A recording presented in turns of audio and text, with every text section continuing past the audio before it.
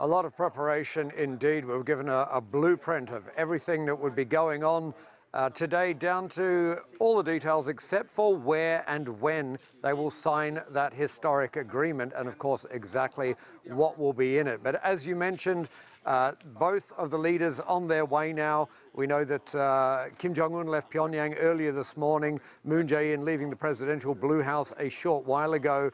Soon he will be crossing a bridge that's a couple of hundred meters to my left and then heading on the short distance down the road to the joint security area, where at 9:30, so roughly 1 hour's time, Kim Jong-un will make the first of many historic steps when he steps across that demarcation line, because it marks the first time a northern leader will enter the southern side of the DMZ, but also the first time a leader from the DPRK will inspect an honor guard of South Korean troops, and also the first time that a foreign minister will be present at one of these meetings. It doesn't seem like a big detail, but in the past, the two sides of the peninsula have never seen each other as legitimate. They've seen each other as illegitimate, so foreign ministers have never played a part in these meetings. The fact that there is a representation at this meeting is a sign that they are finally formally recognizing each other and perhaps respecting each other.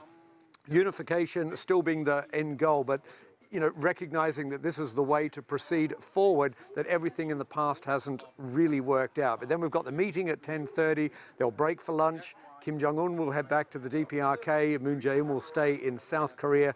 They'll meet up again in the afternoon. They'll walk around, continue talking. There'll be a tree planting ceremony. A plaque will be planted, and then we will get that announcement. But will it commit to full denuclearization? We're not sure, because the South Korean government has even indicated it might not. And certainly we know that Pyongyang's perspective, denuclearization is more about a freeze or perhaps the partial dismantling of some facilities and weapons, but not getting rid of all the nuclear weapons. So will it be enough to get it to that meeting between Kim Jong-un and Donald Trump? We're going to have to wait and see. It's really still not clear at this moment. And at the end of the day, this really is a bridging meeting. This is the meeting that is really to get the details done to try and make that meeting happen. And Jack, what is the general mood of South Koreans right now? Are they optimistic? Are they hopeful? Yes, they are. And the majority of South Koreans support President Moon Jae-in's policy of rapprochement with the DPRK. And he's really it's one of the things that brought him into office, because it was one of his pledges he was making on the campaign trail. For the longest time, it didn't seem like it was happening.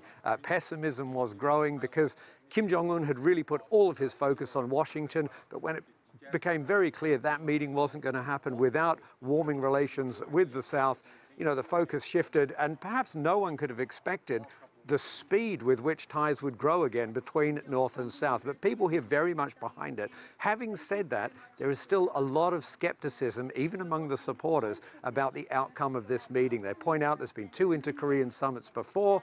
Lots of promises were made, lots of promises were broken. There's not a lot of trust here, but there is optimism that this can be a step. Not an end meeting in itself, which will have this ultimate denuclearization deal, but the first step in a longer process that perhaps bring more stability and bring this peninsula back from, well, it was at the brink of war last year. All right, Jack Barton watching all the developments live at the DMZ.